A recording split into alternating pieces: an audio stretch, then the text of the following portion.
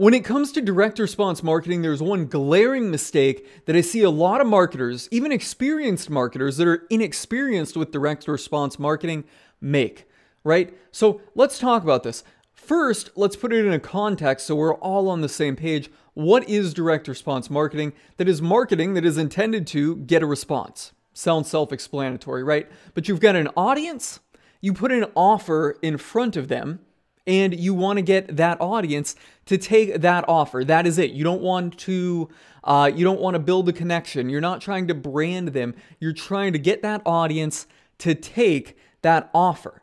Now, with digital platforms, direct response marketing has been taken to a whole nother level than at any other point in history, particularly in the last 5 years or so, because you can use the algorithms of these platforms to optimize for that response. So the two big direct response platforms that we see today online are, I'm going to try and use my Zoom tool here. So I open up a Zoom meeting. Two big direct response platforms, Google Ads, and then Facebook ads. And this kind of doubles as Instagram ads. Some of the others I know, I think Pinterest has it. I'm going to say possibly. Pinterest, and then possibly Twitter. All right. Those are the platforms online everyone is commonly using for direct response marketing.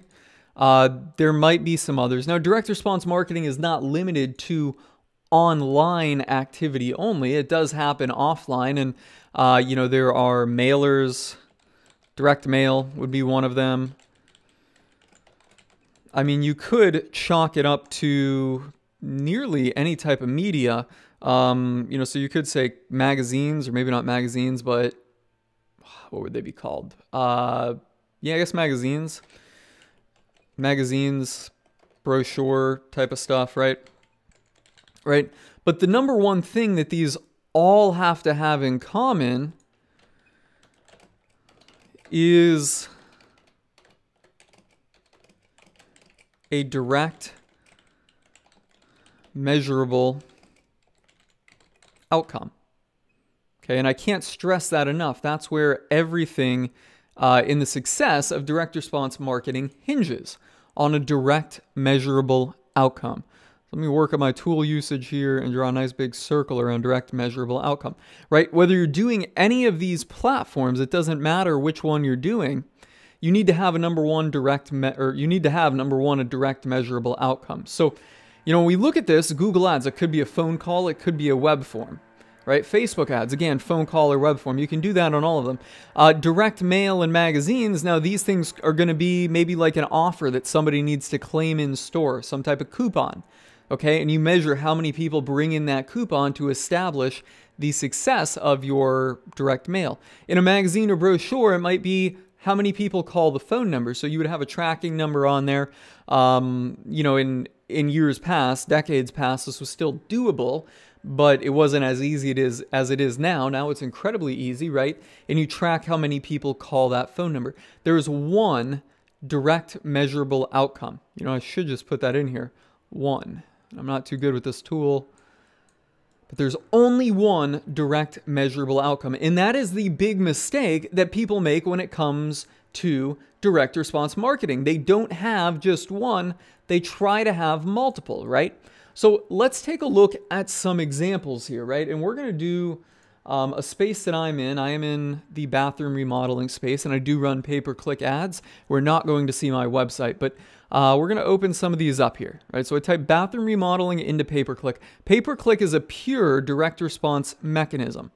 We'll open up all of these.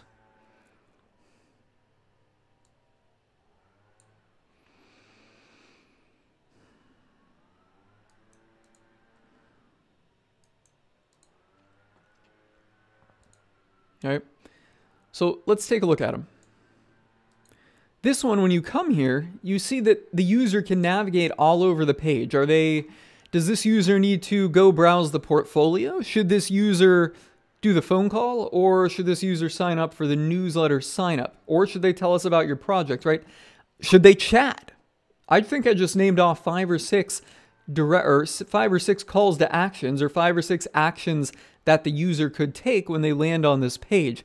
There is not one direct measurable outcome. This is a very poor, or I wouldn't even say very poor, but this is definitely an amateur, attempt at direct response marketing here when we see this. Again, when we come up, and we're going to see a lot of this in the bathroom remodeling space, same thing. We got a phone number, we got an email, we got a get quote, a client login, there's special offers, we got the get quote and all that. There's still not, we can see more testimonials, there is not, and that probably takes us away, that takes us away to another page, actually a whole nother website, right? So there is not one clear direct measurable outcome. In other words, you could say a call to action, not one clear call to action. If we keep going, this one looks a little bit better. Looks like the user is kind of stuck on this page, but there's looks like multiple calls to action on here, multiple outcomes. They could do $500 off. They could start designing their own bathroom. They could complete this form, or they could do a phone number. All right, so there's still multiple on here. Integrity Plumbing Solutions. This just looks like a general web page. We got info or a phone number, schedule appointment. Just takes you right here. So and the user can also browse around. Again, there's not one thing. All right, now we're at a Home Advisor. Home Advisor gets a little bit better here. When you land on this page, yes, the user can browse around, but it's very clear what they want you to do. They want you to fill in here, and if you click on that, it probably takes you to basically the same thing. Yeah, basically does, right?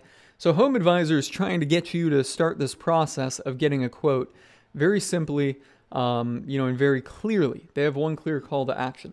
This is not my ideal type of landing page for a direct response mechanism or for a direct response platform, but they're doing pretty well with it, and it's probably working decent for them.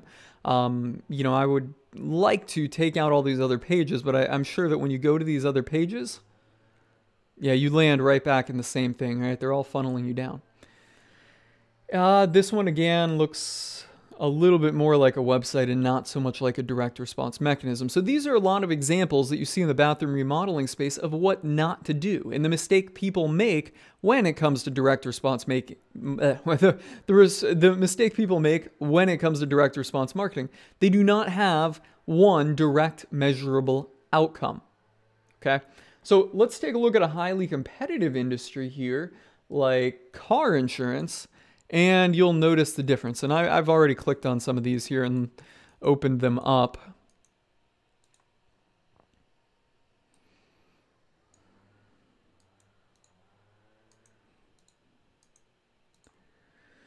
So when you look at these, and car insurance is an incredibly competitive space for any direct response marketing platform. When you come here, you'll notice, boom, there's only one thing the user can do, and that is start the process of getting quotes. Right? And you see it, same call to action multiple times on the page. This is a very high level direct response marketing system that this company has set up. All of them in the car insurance space do, because every one of them probably paid $50 to $100 for me to click on their ad to make this video and kind of critique them. So they're very effective at it, and they know what works. Super Cheap Insurance, again, very much similar to Quotable. U.S. Auto Insurance, again, you can see the whole thing. You can see that it's just one call to action, one direct measurable outcome. And the direct measurable outcome is how many people go through and ultimately complete what I'm guessing is going to be a questionnaire behind this. Yeah, so it's a multi-step form behind it. And where were we? All right, now we're going to go into some brands. Geico, again, running a direct response thing. One clear, direct, measurable outcome. Progressive. I think I got an exit intent pop up there because when I opened it, I went to leave. Again, start the process of getting a quote. Nothing else you can do on here. They got a little phone number up there so people can call, but clearly what they want you to do is come through here and get a quote. And then State Farm. So they've got a lot of other information on here, so it's not quite as direct response-y, so to say, as the other platforms. But again, very clear and simple call to action. one clear, direct, measurable outcome. So going back to it, all of these direct response platforms, whatever you're using, if it is optimizing for a conversion event, you need a direct, measurable outcome. I can't stress that enough. Yet so many people, when they get into trying to market on a direct response platform, they don't have that direct, measurable outcome. They're like, they're kind of like this remodeling company right here. They're like, well, we'll just send them to our page and, the user can decide whatever they want to do on there. No, you want to pick the strongest measurable outcome and optimize for that event and figure out what you can do on the landing page to get people to take that action, how you can improve it, and then send that results back to the platform that you're using, at least digitally, and then let that algorithm optimize so that you get more people taking that strongest outcome or taking that strongest or doing the strongest action on that page. All right. So that's a wrap on this video on the #1 mistake people make with direct response marketing and how to fix it. Get clear on that one call to action, that one direct measurable outcome that you need, and get that implemented on your pages and cut out all the rest of the bullshit that's on there.